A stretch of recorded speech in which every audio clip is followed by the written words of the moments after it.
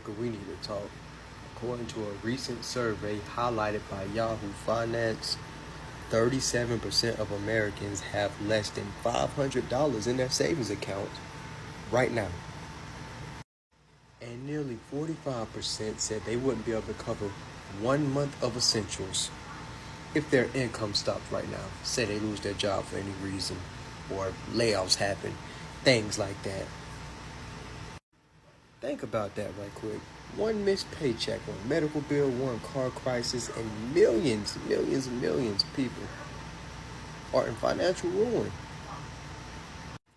They also reported and said 66% of households had to rely on their savings to cover expenses in the last year. It gets deeper. Around 31% of households said they aren't setting aside any money in a typical month. All this while inflation and rising living costs continues to hit families. Consumer prices were also reported to be 26% higher than they were in 2019. And this is why so many people keep saying they're working hard and they keep falling behind. What do y'all think, America? Are people bad with money, or is the cost of living simply just becoming way too high?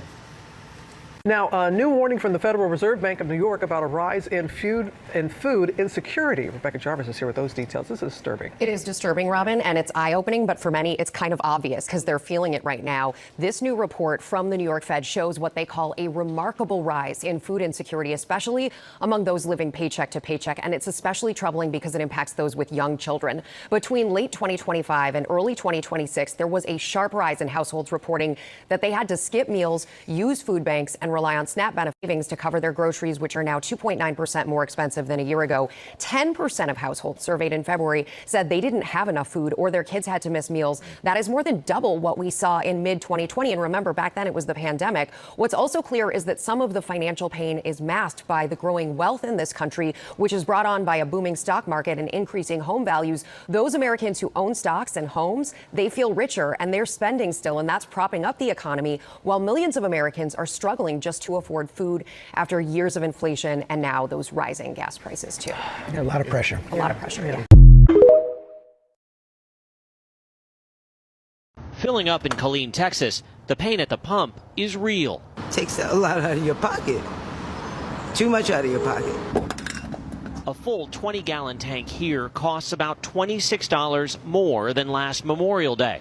$3.96 instead of $4.12 or $4.20 or what have you. So that's what brought me in here today. Casey's General Stores is the nation's third largest convenience store with nearly 3,000 locations across 19 states. There you go. Thank you. Making Memorial Day weekend almost like it's Christmas. Y'all have a good one. Store visits are expected to jump 20%. Well, it's the kickoff of our 100 Days of Summer. CEO Darren Rebellas. We would expect to see about 9 million visits through our stores. And we're selling a lot of pizza, a lot of beer, a lot of everything. You have a good one. I'll see you in the morning. 2/3 of Casey's locations are in towns of 20,000 people or less. We are the coffee shop and the pizza place and the grocery store and the convenience store. And the gas station. And the gas station, that's right. Are you seeing impacts from the higher prices of fuel?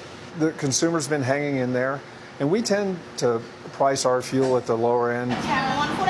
70% of their sales don't involve fuel at all. It's drinks, groceries, and prepared food. Put a lot of bacon on there. We are very bacon friendly.